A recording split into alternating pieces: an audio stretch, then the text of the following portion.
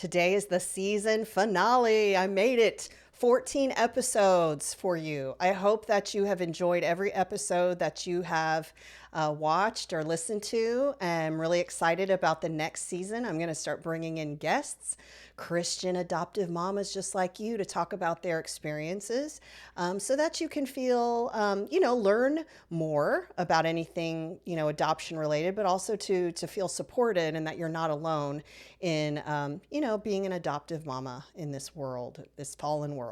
So let's talk about let's talk about what this episode is about today. It's got a funny name, and it's a serious topic because, well, you'll find out. But I gave it a silly name, and there is some silliness involved. It's called SnarkFest 2024. How to reply to insensitive comments about adoption. Now, I'm sure you've already had your fair share of insensitive questions and insensitive comments about your adoption. So you probably already have a way of dealing with these, but I just thought it would be fun to see what AI came up with. I just decided, hey, let me go into ChatGPT and see what they would say, or what the robot would say about, rude comments or questions about adoption. So I'm going to read those to you, and then I'm going to give you some guidance from a counselor's perspective on, how to set boundaries with sometimes well-meaning folks that ask questions or make comments, but how to handle those situations if you're not sure. If you're a newer adoptive mama, you may not know how to handle these kinds of questions and comments. So this is for you. But anyway, before I get started with the episode, I did want to remind you that my website has a wealth of information for you. It's www.faithful-futures.com. And there you can sign up for my email list so you can find out when my coaching program for Christian adoptive mamas goes live. There's also a 7-day video devotional that you can sign up for. And there's also a Facebook group that you can sign up for there. The website again is www.faithful-futures.com.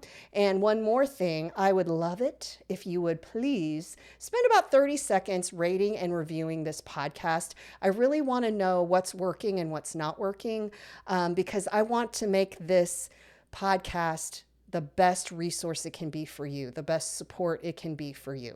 So I would appreciate that very much. Now, let's get back to SnarkFest 2024.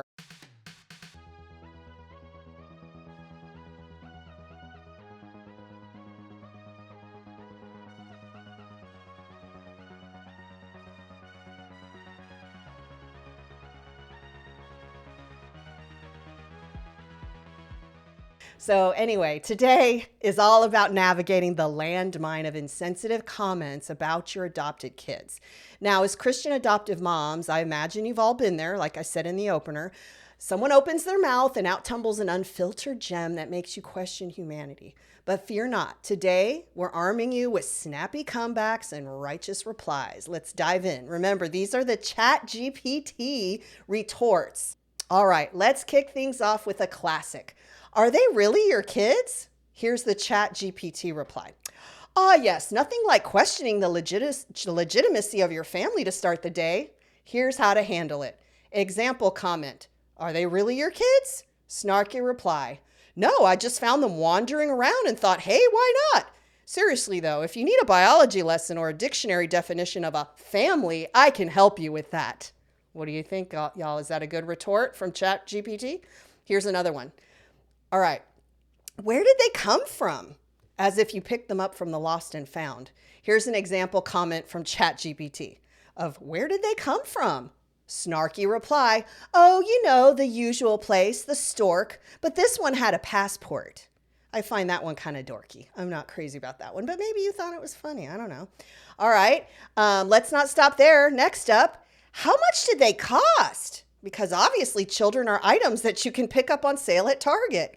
Here's the ChatGPT response. To how much did they cost? Oh, about the same as that filter you apparently don't have between your brain and your mouth.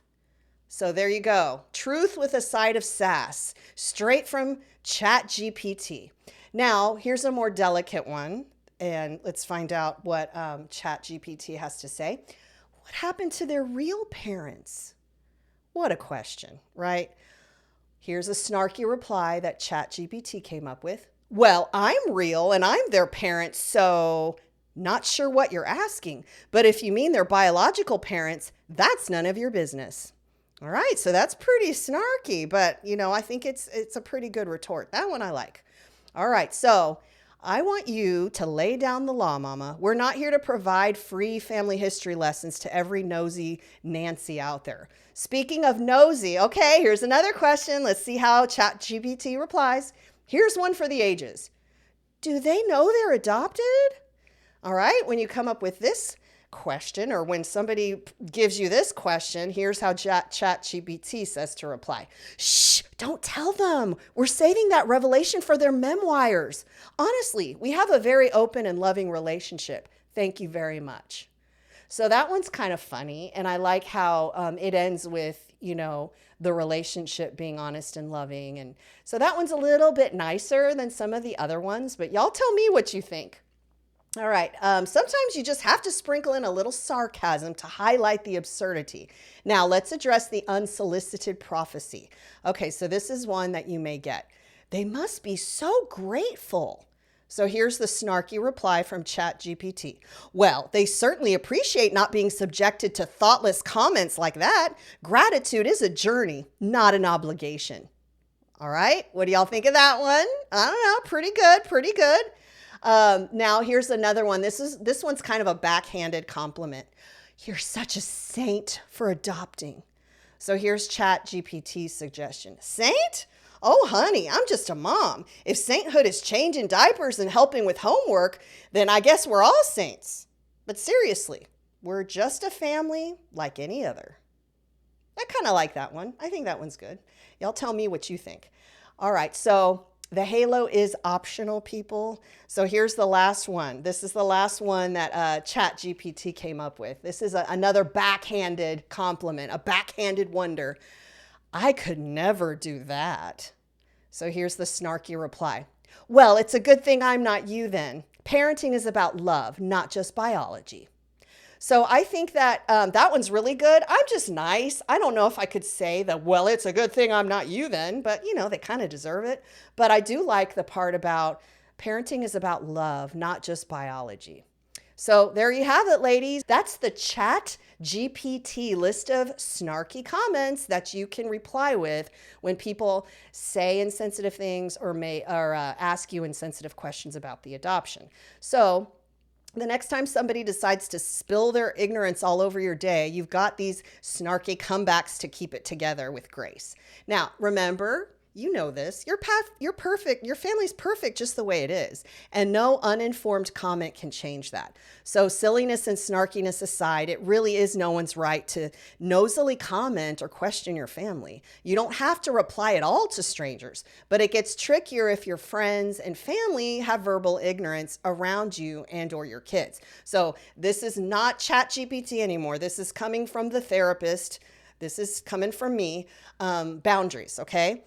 One thing that you can do is to plan ahead for social or family occasions when you know some people there may have insensitive streaks in them. Like you may have a sweet old aunt that just doesn't really understand adoption and she just busts out with the rudest things. You want to plan for that. You know who they are. You know the people in your family that say things like this. So what I want you to do is I want you to prepare. Maybe role play with your husband what you will say when a remark is made, as well as allow your children to practice what to do when someone makes a rude or even mean comment to them. The hilarious ones above can give inspiration, but your child can express feelings to terribly inappropriate comments. So here's an example. If somebody says something rude, like, oh, those aren't your real parents, your child can say, I feel hurt when you comment that my parents aren't my real parents, because they are and always will be. I would like it if you never make comments about my adoption again. Now that's pretty, courageous for a kid to do, But you can teach your kiddo to stand up for themselves in that way. They're not sinning. They're not being ugly. They're not being disrespectful. They're actually just expressing their feelings and setting a boundary. So that little format that comment was put in, it's called an I feel statement. And it does a good job of communicating feelings and boundaries without an accusatory tone, though the offender may deserve an accusatory tone. But here's the format of an I feel statement. I feel blank when you blank because blank. I would like it if you blank. Okay. So this can work with any conflict, by the way. And here's how your own reply might sound plugged into that I feel statement. I feel frustrated when you speak about my child looking so different from the rest of the family because it hurts Billy's feelings and angers our family. I would like it if you would no longer make any comments related to Billy being adopted or different in any way. Try it next time and tell me how it went in my free Facebook group for Christian adoptive moms. The link is on my website, faithful-futures.com, and so is the YouTube version of this podcast, my email list, and my 7-day video devotional. Please take a few seconds to rate and review this podcast too.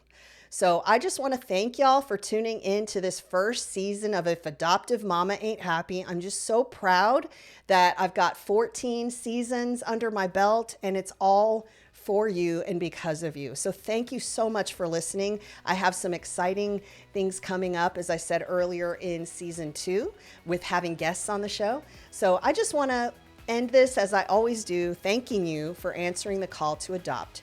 Jesus loves you, and so do I.